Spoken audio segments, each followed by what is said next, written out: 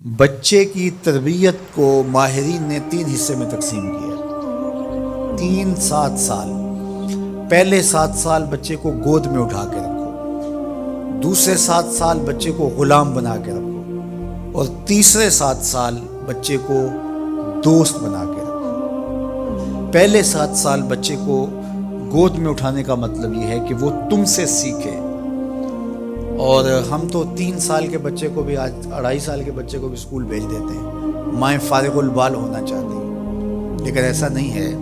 یہ ہماری فکری لغزش ہے کہ بچے کو اتنی جلدی اسکول بھیج دیا، اور جب ماں سے سیکھنا تھا تو وہ وقت ضائع کر دیا۔ آج بھی جاپان میں 7-8 سال کا بچہ اسکول جاتا ہے، اور آج بھی کچھ اور ممالک کے اندر بھی انہوں نے یہ طے کر دیا ہے کہ 7 سال سے پہلے بچہ اسکول نہ جائے، تو وہ گھر بیٹھ کے سیکھتا ہے۔ یہ اس کی تربیت کا مرحلہ ہے، اس کا یہ مرحلہ یہاں مکمل ہونا چاہیے۔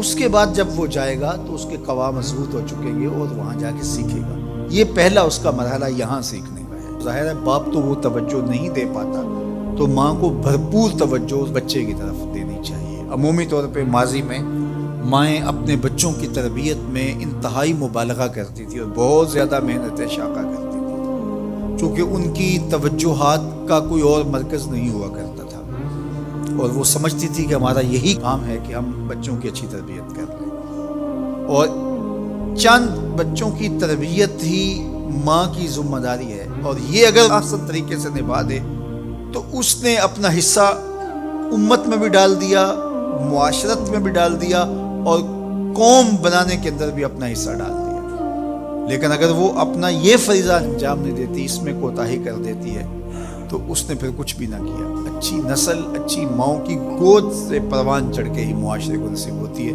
اور یہ بنیادی اکائیاں ہیں، بنیادی اینٹیں ہیں جس سے معاشرت ترتیب پاتی ہے۔ اس لیے یہ ماؤں کی ذمہ داری ہے۔ اور دوسرے 7 سال جو ہے وہ غلام بنا کے رکھو۔ مطلب کیا؟ کہ ان پر احکام نافذ کرو۔ وہ از خود فیصلے نہیں کر پاتے اور اچھے نہیں کر پائیں گے، ان کے فیصلے تم کرو، ماں باپ۔ اور پھر اس کے بعد اگلے 7 سال جو ہیں ان کو دوست بنا کے رکھو، چونکہ عموماً جو ہے وہ 14 سے 21 سال تک کی عمر کے بچے جو ہیں وہ دوستیوں سے، اطراف سے سیکھتے ہیں، چونکہ وہ اگرچہ تمیز نہیں رکھتے ہوتے پوری طرح، لیکن پھر بھی ان کی طبع یہ ہوتی ہے کہ وہ سمجھتے ہیں کہ ہم اطراف سے اچھا سیکھ سکتے ہیں، اور وہ بعض کا ماں باپ کو دقیانوس بھی سمجھنے لگ جاتے ہیں۔ تو اس وقت ماں باپ تھوڑی سی حکمت کے ساتھ ان کی دوستیوں پہ غور کریں کہ ان کی دوستیاں غلط لوگوں سے نہ ہوں۔ میرے اور آپ کے آقا مولا نے ارشاد فرمایا، المرء علی دین خلیلہ فلینظر احدکم من یخالل۔ ہر شخص اپنے دوست کے دین پہ ہوتا ہے، اور آپ دیکھیں کہ آپ کس سے دوستی کر رہے ہیں۔ اگر اس کا دین خراب ہوا، اعتقادات خراب ہوئے، نظریات خراب ہوئے، اس کے اعمال اور اخلاقیات خراب ہوئے، تو اس کا رنگ آپ کے اوپر چڑھ جائے۔ اور رومی نے اس کو اپنے انداز میں کہا، تا توانی دور شو از یار بد، یار بد بدتر بود از مار بد، کہ جہاں تک ممکن ہو برے یار کی صحبت سے بچ کے رہنا۔ کہا کہ برا جو دوست ہوتا ہے، برا یار ہوتا ہے، وہ برے سانپ سے بھی برا ہوتا ہے۔ کہا کیوں؟ اس لیے کہا جب سانپ لڑتا ہے تو جان لیتا ہے، برا یار لڑتا ہے تو ایمان لیتا ہے۔ اس لیے صحبت سالے ترا سالے کنن، صحبت تالے ترا تالے کنن۔ اچھے شخص کی صحبت تجھے نیک بنا دے گی، برے شخص کی صحبت تجھے برا بنا دے گی۔ شیخ سعدی فرماتے ہیں، میں حمام میں گیا تو وہاں کسی نے مٹی رکھی تھی، تو میں نے اس کو اٹھایا تو اس سے مہک آ رہی تھی، میں مست ہونے لگا اس کی دل آویز خوشبو سے۔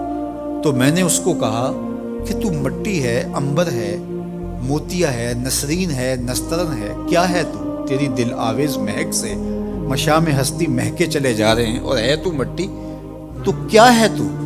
تو اس مٹی نے، شیخ سعدی فرماتے، مجھے زبان حال سے جواب دیا کہ ہوں تو میں مٹی، مجھے اپنی اوقات نہیں بھولی، لیکن چند دن میں پھول کی صحبت میں رہی ہوں۔ جمال ہم نشیں در من اثر کر، وگرنہ من ہما خاکم کے ہستم۔ اس نے کہا ہوں تو ذات کی مٹی ہی، لیکن میں گلاب کے پھولوں تلے تھوڑی دیر رہی ہوں تو میرے یار کا جمال میرے اندر سرایت کر گیا ہے۔ تو ذات کی مٹی ہوں لیکن صحبت میری پھول سے رہی۔ یار مٹی پھول سے صحبت پیدا کر لے تو اس سے مہک آنے لگ جاتی ہے، تو یار بندہ صالح صحبتوں کا انتخاب کر لے تو اس کی زندگی کیوں نہیں بدلتی؟ تو اپنی اولاد کو صالح لوگوں کے پاس بٹھانا سکھاؤ۔